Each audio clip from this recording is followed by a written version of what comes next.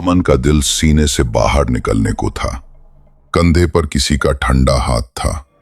उसने झटके से पीछे मुड़कर देखा। वहां कोई नहीं था, लेकिन कमरे की दीवारों पर परछाइयां अब भी थीं।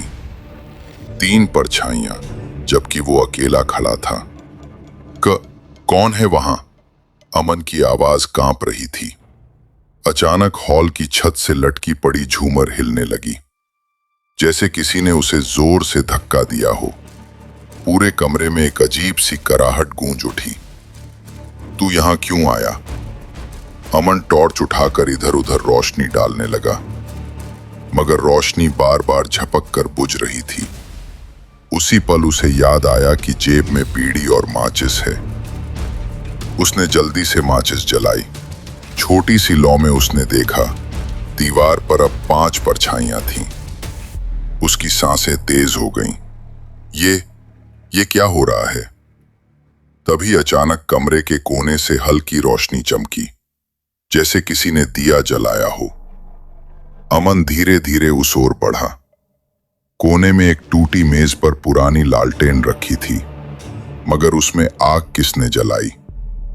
लालटेन के पास एक और चीज रखी थी, एक पुरानी डायरी।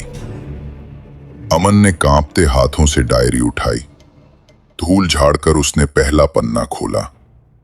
उस पर पुराने जमाने की लिखावट थी। जो भी इस हवेली में प्रवेश करेगा, उसकी आत्मा कभी चैन नहीं पाएगी। राजा विक्रम सिंह का श्राप इस जगह पर हमेशा जिंदा रहेगा। अमन की आंखें फटी रह गईं। तभी अचानक उसकी नजर पन्नों के बीच फंसी एक धुंधली तस्वीर पर गई। वो तस्वीर राजा विक्रम सिंह की थी, लेकिन उसके ठीक पीछे 3 काले धुंधले साए खड़े थे, और वही 3 साए अब उसके सामने थे, धीरे धीरे उसकी ओर बढ़ते हुए। अमन ने डर के मारे डायरी गिरा दी। नहीं, ये सच नहीं हो सकता। साए और करीब आ गए।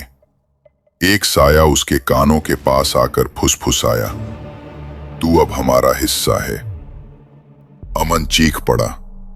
दरवाजे पर जोर से धक्का देने लगा, लेकिन दरवाजा नहीं खुला। तभी अचानक पूरी हवेली हिलने लगी, जैसे जमीन कांप रही हो। ऊपर से मिट्टी और लकड़ी टूटकर गिरने लगी, और फिर अचानक दरवाजा अपने आप खुल गया। अमन बिना पीछे देखे भागता हुआ हवेली से बाहर निकल गया। ठंडी हवा उसके चेहरे से टकरा रही थी। उसने रुककर पीछे देखा। हवेली की खिड़कियों से धुंधली पीली रोशनी झलक